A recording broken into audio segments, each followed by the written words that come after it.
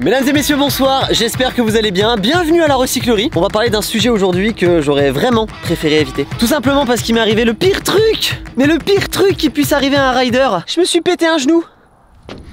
Alors pour ceux qui suivent toutes les vidéos, vous avez vu que ça fait un moment maintenant que j'ai ma petite attelle. Ça fait un moment maintenant que je vous dis que je me suis blessé. Sauf que jusqu'à aujourd'hui, je ne savais pas vraiment ce que j'avais. Et c'est pas beau. Non, c'est pas beau. Vous vous souvenez de cette rampe? Oui, ma rampe de rêve que j'avais enfin construite. Voilà, cette rampe, j'en ai rêvé pendant des années parce qu'elle est bien, hein. Je me suis pété une jambe dessus. Voilà. Alors, on va se poser tranquillement et je vais vous expliquer un petit peu ce qui m'est arrivé parce que y a plein de trucs pas joués dans mon genou. Où est-ce qu'on se pose? Où est-ce qu'on va se mettre? On va commencer par l'explication de la chute et ensuite on viendra au diagnostic parce que dans la réalité, c'est comme ça que ça s'est passé. Commençons par le début. Cette rampe est géniale. Sincèrement, c'est une des meilleures rampes que j'ai jamais roulées. Et je dis pas ça parce que c'est moi qui l'ai construite. T'as bien vu que c'était pas une petite rampe quoi. La fameuse figure sur laquelle je me suis niqué et que je suis pas prêt de refaire. Je la referai un jour, mais pas tout de suite. Ça s'appelle un Superman Seat Grab Indian Air. En fait, c'est une sorte de mélange de plein de figures en même temps. Un Superman, je pense que tout le monde voit ce que c'est. On vient décrocher les pieds, on tend les bras, on tend les jambes et ça donne ça. Nous avons ensuite le Superman Seat Grab qui consiste à venir lâcher les pieds, attraper la selle, pousser avec les deux bras et faire comme ceci. Et nous avons le Indian Air sur lequel je suis tombé. D'ailleurs, c'est la figure que je vous ai mis sur la miniature. Pour le Indian Air, c'est à peu près pareil que le Superman Seat Grab normal, sauf que on va venir attraper la selle, on vient décaler le vélo sur le côté et on vient croiser les jambes comme ça derrière. Et après avoir fait ça, on ramène et on rattrape. Ça faisait quand même plusieurs jours d'affilée que je roulais ce step-up et que je faisais cette figure.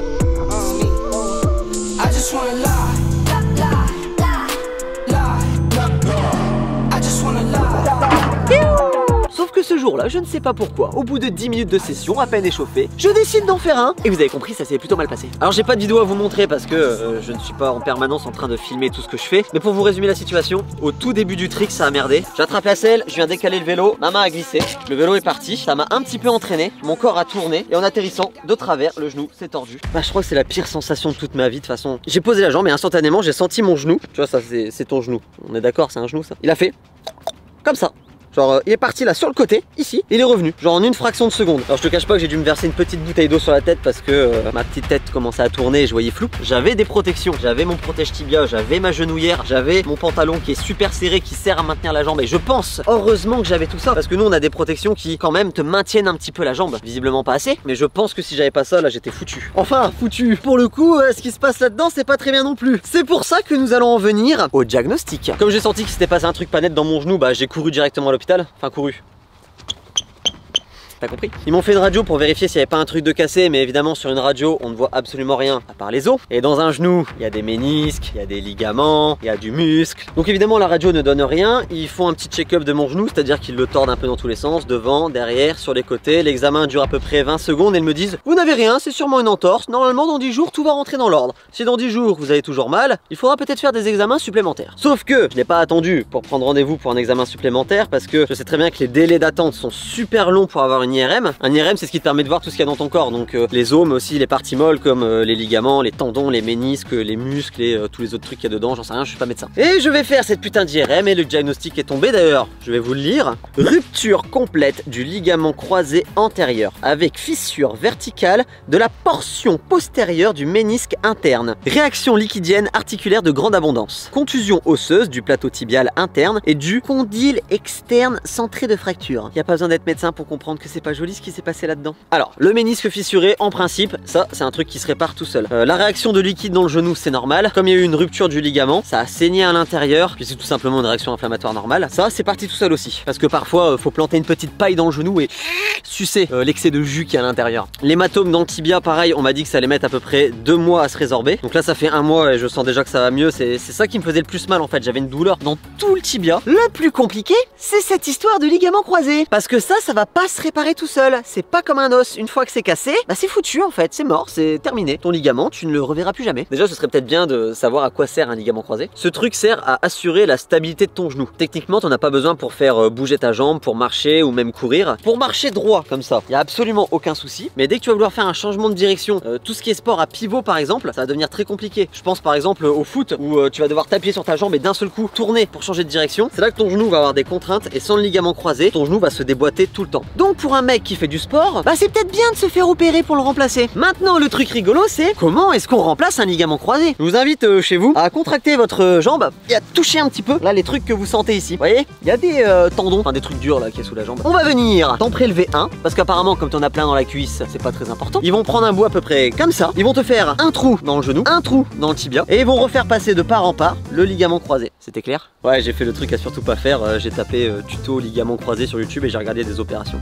Est-ce que j'aurais dû? Je ne pense pas. Depuis que je me suis fait ça, j'ai eu énormément de gens qui sont venus me dire qu'à eux aussi ça leur était arrivé. Donc d'un côté ça me rassure parce que j'ai l'impression que c'est une blessure qui est quand même assez courante. Là où ça devient vraiment chiant, c'est qu'une fois qu'ils t'ont changé ton ligament, bah c'est long, mais genre long. Il y a tout un temps de rééducation, remusculation de la jambe. Oui parce que, attendez, des trucs de fou. Je vais vous montrer un truc.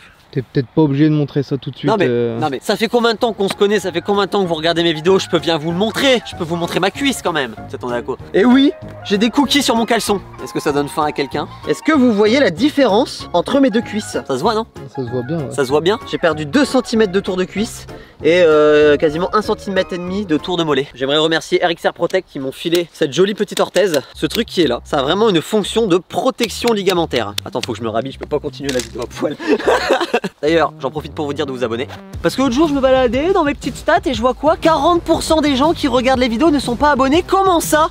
Pourquoi? C'est gratuit en plus. Moi, je suis là, je te montre mon caleçon avec des cookies gratuitement. Je disais, ce genre d'orthèse a été conçu pour protéger tes ligaments avant et après opération. Et cette petite merveille me permet en ce moment de remonter tout doucement sur mon vélo. Je sais, c'est pas bien. Je sais, je ne devrais pas. Mais moi, ma vie, c'est quoi? Ah, c'est faire du vélo. Il y en a qui vont me comprendre quand même parmi vous. Donc aujourd'hui, on va y aller très tranquillement. Ce qu'on va faire, c'est qu'on va aller sauter les plus grosses bosses du terrain. Tranquillement, t'as dit, je crois. Non mais je t'explique. T'as dû te tromper. Non, je t'explique. Les plus grosses bosses du terrain sont les bosses les plus smooth. Ça veut dire que tu fais des très gros sauts, mais où tu atterris très doucement parce que... Comment, il cherche des excuses, votre pote là? Non, c'est vrai, c'est vrai. Si tu atterris bien, tu ne risques rien. Et sincèrement, une fois que tout est bien serré, tu sens vraiment que ton genou est en sécurité, peut pas partir sur le côté. Ce qui me permet donc actuellement de pouvoir refaire ce genre de choses.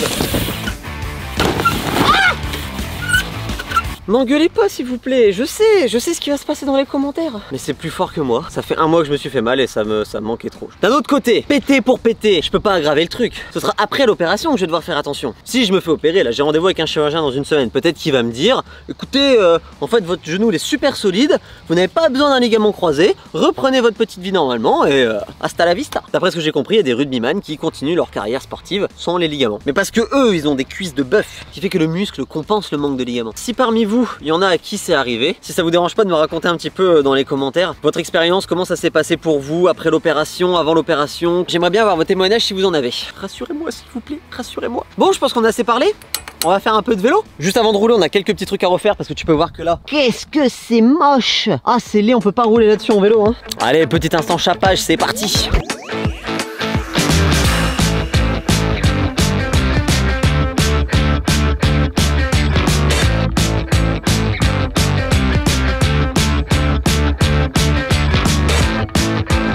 Le petit casque évidemment parce que on va protéger le peu de neurones qui reste là-dedans. Et dans tous les cas, je ne compte pas tomber aujourd'hui. Je n'ai pas le droit de tomber. Alors on va commencer tranquillement par s'échauffer sur la petite ligne qui est juste ici. Aujourd'hui, je mets ma nouvelle petite paire de gants. Ça, c'est les tout derniers que j'ai sortis. Pour le design, j'ai fait une collaboration avec un pote qui a un salon de tatouage et c'est lui qui a tout dessiné. Regardez les couleurs, elles sont ouf. Il a passé des heures à me dessiner ça. Je vous rappelle que mes petits gants sont disponibles sur ma boutique en ligne. C'est nous-mêmes qui préparons les commandes. Le lien, il est dans la description. Et comme je suis quand même quelqu'un de sympa, bah je vous fais gagner une paire sur mon Instagram.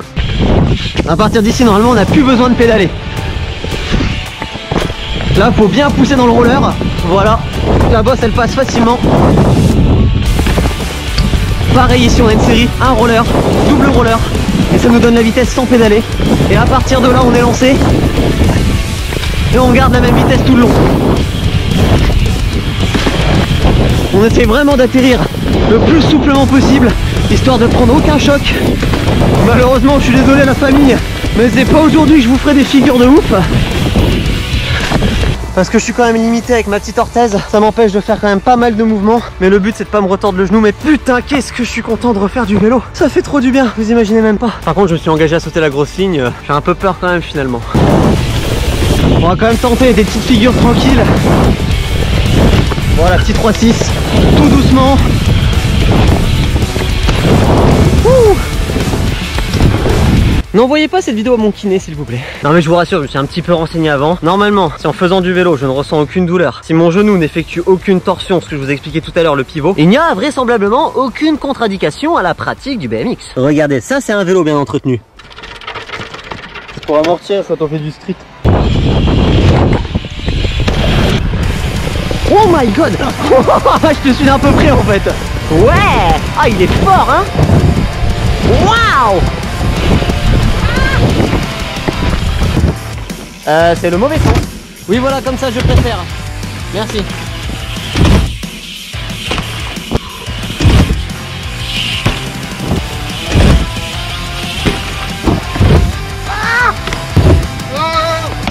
Ça c'était très moche. Ça tu vois, laisser traîner un pied comme ça, c'est exactement ce qu'il faut pas que je fasse aujourd'hui avec ma patte folle. Vous avez un petit problème de voilage avec votre roue.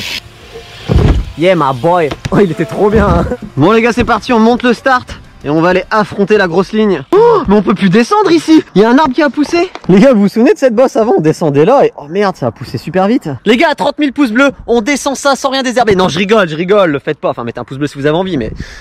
Ça non. C'est toi qui saute en premier? Ouais c'est moi. Ok il est parti. Ah il pédale quand même. Oh my god, j'ai la pression. Ok les gars c'est parti, j'ai un peu peur mais 3, 2, 1. Ok. Oh je suis atterri tout en bas sur la première. Oh là là. Oh. Allez c'est parti, je te suis. Voilà, là ça passe mieux là. Ouh. Allez on enchaîne sur la petite ligne là, fais tout le tour. Voilà, on s'arrête pas, on enchaîne tout. On continue. Prends la box après, prends la box. Vas-y par à gauche. Voilà. C'est ça qu'on veut. Vous avez vu la durée de la ligne, c'est exceptionnel quand même. On a un truc qui tourne en rond pendant, je dirais à peu près 1 minute. Et pendant 1 minute, tu prends jamais les mêmes modules. C'est là que je réalise qu'on a quand même bien travaillé sur le terrain. Qu'on a fait beaucoup de boss. Je peux vous dire merci parce que tout ça c'est en partie grâce à vous. Donc merci la famille d'être là. Allez, je vous emmène quand même faire un petit tour dans ma partie préférée du moment. Je vais vous montrer qu'une fois qu'on saute ça à l'envers, on a une vitesse de fou sur la rampe juste là. Ici t'as bien le temps, bonsoir. T'as ce satellite sur le wall. Et c'est là que tu prends toute ta vitesse. Et là on est, on attend de prendre un café. Un café carrément.